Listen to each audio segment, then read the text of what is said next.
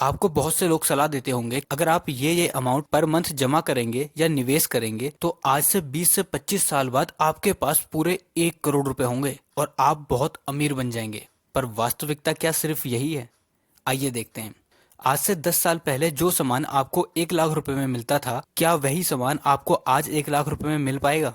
नहीं मिलेगा, क्योंकि रुपए की कीमत टाइम के साथ चेंज होती है और आप जो भी काम आज 1 लाख रुपए में कर सकते हैं वो काम आप आने वाले टाइम में शायद 1 लाख रुपए में ना कर पाएं। तो जब आप किसी सोशल मीडिया इन्फ्लुएंसर की बात सुनकर इन्वेस्टमेंट शुरू करते हैं ये सोचकर कि 20 साल बाद मैं करोड़पति हो जाऊंगा, तो उसका मतलब होता है कि आप खुद को बेवकूफ बना रहे हैं, क्योंकि आज करोड़पति बनने पर आपको जो जो बेनिफिट्स मिलेंगे वो सभी बेनिफिट्स आपको 20 साल बाद नहीं मिल पाएंगे, क्योंकि उस समय तक 1 करोड़ की कीमत आज के कुछ लाख के बराबर ही होगी। और इसी प्रोसेस को कहते हैं टाइम वैल्यू ऑफ मनी, यानी पैसे की future value equal to present value plus time का इफेक्ट। जैसे मान लीजिए आपने एफडी, आरडी या किसी म्यूचुअल फंड में निवेश करना स्टार्ट किया ये सोचकर कि आपको अपनी इन्वेस्टमेंट पर इंटरेस्ट मिलेगा, तो आप जितना पैसा इन्वेस्ट करेंगे उससे ज्यादा आपको फ्यूचर में मिलेगा। लेकिन प्रश्न उठता है कि कितना ज्यादा मिलेगा? 5%, 6%, 7% या फिर 8%? और अगर इतना मिलेगा भी तो क्या ये टाइम के साथ रुपीस की वैल्यू को जस्टिफाई करेगा?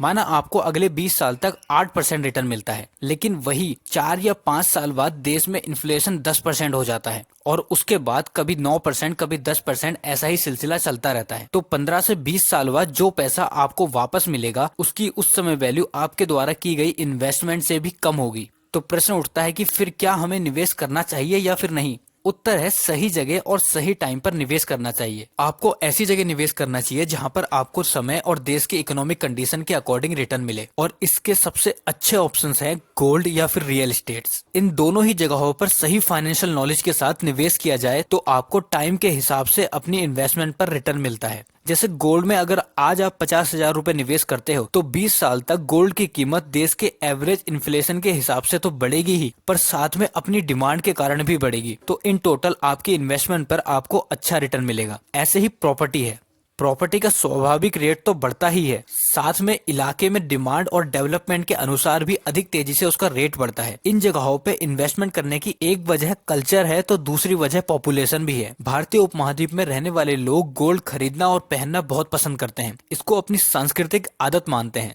तो गोल्ड की डिमांड हमेशा रहती है और पॉपुलेशन बढ़ने के साथ साथ डिमांड भी बढ़ती जाती है। इसलिए आज के समय के हिसाब से गोल्ड में निवेश करना एक अच्छा ऑप्शन हो सकता है। और मॉडर्नाइजेशन और पॉपुलेशन की ग्रोथ के कारण प्रॉपर्टी की डिमांड भी दिन प्रतिदिन बढ़ती जा रही है। प्रॉपर्टी रेजिडेंशियल हो या फिर कमर्शियल, दोनों की ही डिमांड बढ़ती जा रही है, इसलिए प्रॉपर्टी के रेट भी दिन प्रतिदिन बढ़ते जा रहे हैं। तो सही फाइनेंशियल नॉलेज के साथ अगर आप इन दोनों ही जगहों पर इन्वेस्टमेंट करते हैं तो आपको फ्यूचर में अच्छा रिटर्न मिलता है और हो सकता है आपको 20 साल तक भी इंतजार ना करना पड़े, उससे बहुत पहले ही आप करोड़पति बन जाएं। इसके अलावा भी यदि आप इन्वेस्टमेंट के तरीके ढूंढ रहे हैं तो आपके लिए एक अच्छा ऑप्शन गवर्नमेंट बॉन्ड्स हो सकता है। गवर्नमेंट बॉन्ड्स में निवेश करने के क्या फायदे हो सकते हैं इसके बारे में हमने पिछली वीडियो में बताया है, आप हमारे चैनल पर जाकर उस वीडियो को देख सकते हैं। तो गवर्नमेंट बॉन्ड्स को मिला के मैंने आपको 3 ऑप्शन बताए हैं जहां पर आप निवेश कर सकते हैं, पर इसका मतलब ये नहीं है कि आप आंखें बंद करके इन जगहों पे निवेश करना स्टार्ट कर दें। हमारी वीडियो का मेन फोकस है टाइम वैल्यू ऑफ मनी, यानी कि निवेश के सारे ही तरीके टाइम के हिसाब से ही सही होते हैं और टाइम के हिसाब से ही गलत होते हैं। इसीलिए जब आप शेयर मार्केट, म्यूचुअल फंड या आरडी, एफडी जैसी जगहों पर निवेश करते हैं तो वो निवेश हमेशा गलत या सही नहीं होता, वो निवेश टाइम के हिसाब से गलत या सही होता है। तो अब प्रश्न उठता है कि हमें निवेश कैसे और कहां करना चाहिए। देखिए मैं आपको कुछ फैक्टर्स बताता हूं, अगर उन फैक्टर्स को आप अपने दिमाग में रखते हैं तो आप सही निर्णय जरूर ले पाएंगे।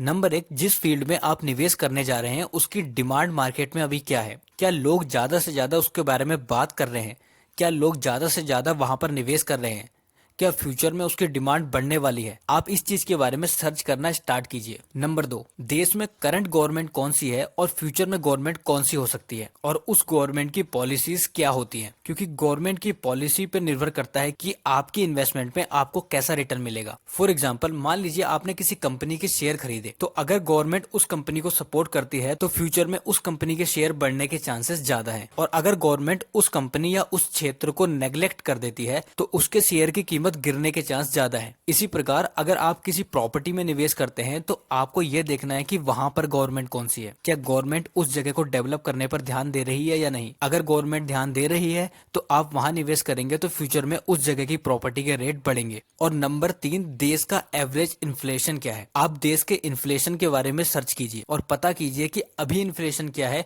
पास्ट के 5 साल में इन्फ्लेशन क्या था और फ्यूचर में क्या हो सकता है। तो अगर आप इन 3 फैक्टर को ध्यान में रखते हुए निवेश करना स्टार्ट करते हैं तो आप कभी भी गलत इन्वेस्टमेंट नहीं करेंगे। अगर आपको वीडियो पसंद आई हो तो वीडियो को लाइक कर दीजिए और चैनल पर जाके दूसरी वीडियो देखिए। अगर सारी वीडियो आपको अच्छी लगती है तो चैनल को सब्सक्राइब कर दीजिए ताकि आने वाले समय में आपको ऐसी ही वीडियो मिलती रहे।